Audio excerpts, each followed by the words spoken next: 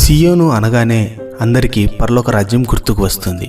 కానీ అసలు సియోను అనేది భూమి మీద ఉంది అని ఎంతమందికి తెలుసు? మీరు విన్నది నిజమే, భూమి మీద సియోను ఉంది. ఒకవేళ భూమి మీద సియోను ఉంటే అది ఎలా ఉంటుంది? అది సుందరమైన ప్రదేశమా? ఎవ్వరికీ కనిపించని రహస్య స్థలమా? ఇంతకీ భూమి మీద సియోను ఉంటే అది ప్రస్తుతం ఎక్కడ ఉంది? అక్కడ ఎవరు ఉన్నారు? ఇలాంటి మరెన్నో విషయాలు ఈ వీడియోలో తెలుసుకుందాం.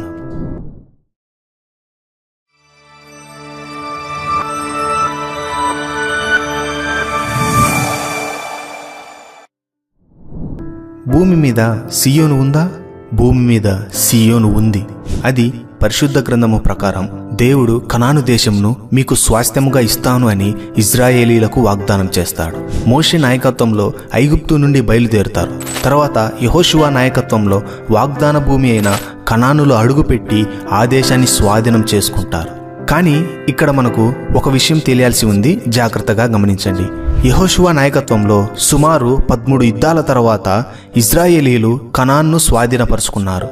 కనానును ఇజ్రాయేలీల 12 గోత్రాలకు 12 భూభాగాలుగా విభజించారు. కనాను దేశాన్ని మొత్తం స్వాధీనం చేసుకున్నారు. కానీ కనాను దేశంలో మధ్యలో 2510 అడుగుల ఎత్తులో ఉన్న ఒక్క ప్రదేశం మాత్రం అలానే మిగిలిపోయింది. దాన్ని ఎవరూ స్వాధీనపరచుకోలేదు.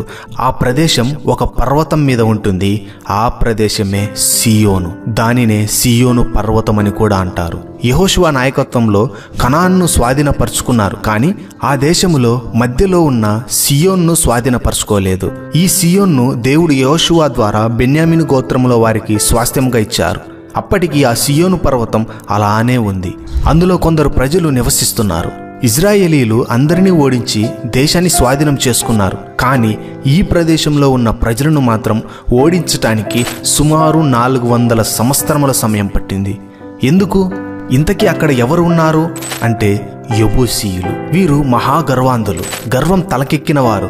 వీరిని ఎవరు ఏమి చేయలేరు అని, వారు అందరికంటే ఎత్తులో ఉన్నాము అని, వారిపై దాడి చేయలేరు అని అతి విశ్వాసం కలిగిన వారు. ఒకవైపు దేవుని సన్నిధి ఎదుట, ఆయన పరాక్రమం ఎదుట ఎవ్వరు నిలవబడని పరిస్థితులు కంటికి కనిపిస్తున్నా వారిని ఎవరు ఏమీ చేయలేరు అనే గర్వంతో నిండిన వారు. నీ జీవితంలో కూడా నీకు ఆధారం ఉంది అని, రోజుకు 3 పూటల ఆహారం దొరుకుతుంది అని దేవుడిని మరచి, ఆయన పరాక్రమంను మరచి జీవిస్తున్నావేమో ఆలోచించు. దేవుని చూపు చాలు నా పరిస్థితులు తారుమారవటానికి. జాగ్రత్త.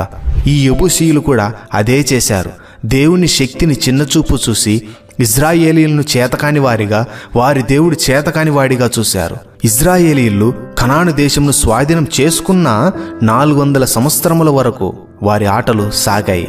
తర్వాత దావీదు రాజుగా అయ్యాడు. ఈ దావీదు రాజుకు యెబూసీయులు వర్తమానం పంపుతున్నారు, నీవు వస్తే ఇక్కడ ఉండే గుడ్డివారు కుంటివారు నిన్ను తోలివేస్తారు అని గర్వపు మాటలు పలికారు. మీకు తెలిసే ఉంటుంది, ఇజ్రాయేలీలను తిరస్కరించిన ఫిలిస్తీనుపై జీవము కలిగిన దేవుని సైన్యమును తిరస్కరించుటకు సున్నతి లేని ఫిలిస్తీయుడు ఎంతటివాడు అని దేవుని శక్తితో ముందుకు వెళ్ళి వాడి తలను నరికి తీసుకుని వచ్చాడు. ఆ దావీదు ఎప్పుడైతే రాజుగా పట్టాభిషేకం పొందాడో, దేవుడు చేసిన వాగ్దానమును నమ్మి తను రాజుగా యుద్ధానికి వెళ్ళిన మొట్టమొదటి ప్రదేశం సియోను పర్వతం. దీన్ని ఒక నీటి కాలువ సొరంగం ద్వారా పైకి వెళ్ళి ఆ ప్రదేశమును స్వాధీనం చేసుకొని ఆ ప్రాంతంనకు దావీదు పురముగా పేరు పెట్టి తన రాజధానిగా చేసుకున్నాడు. అప్పటి నుండి ఆ ప్రదేశంనకు దావీదుపురం అని పేరు ఉంటుంది. ప్రస్తుతం అది ఎక్కడ ఉంది అనంటే, ప్రస్తుత కాలంలో ఆ సియోన్ను యెరూషలేము అని కూడా పిలుస్తారు. కానీ నిజానికి ఈ రెండు వేరు. ఇది యెరూషలేమునకు పడమరన ఉంటుంది. ఈ సియోను కొండపైనే దావీదు యొక్క సమాధి కూడా ఉంటుంది.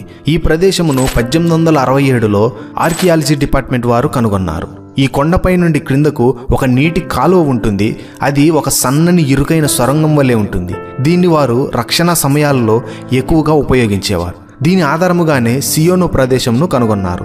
ఇంకా చెప్పాలి అనంటే, యేసుక్రీస్తు ప్రభువు చివరి రాత్రి భోజనం చేసిన మేడగది ఉన్న ప్రదేశం ఈ సియోను ప్రదేశం.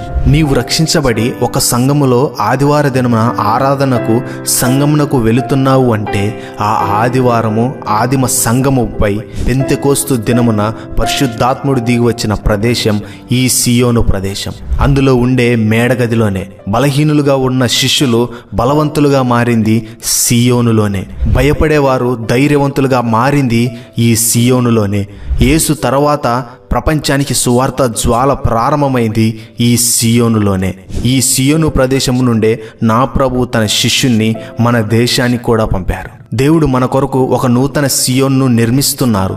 ఆ సియోను ఈ సియోను రెండూ ఒకటి కాదు. ఇది భూ సంబంధమైనటువంటి సియోను, కానీ పరిశుద్ధ గ్రంథము ప్రకారం ఒక గొప్ప ప్రాముఖ్యమైనటువంటి ప్రదేశం ఈ సియోను. ఎందుకంటే నువ్వు నేను వెళుతున్న సంఘం మొదటగా స్థాపించబడింది ఈ ప్రదేశంలోనే.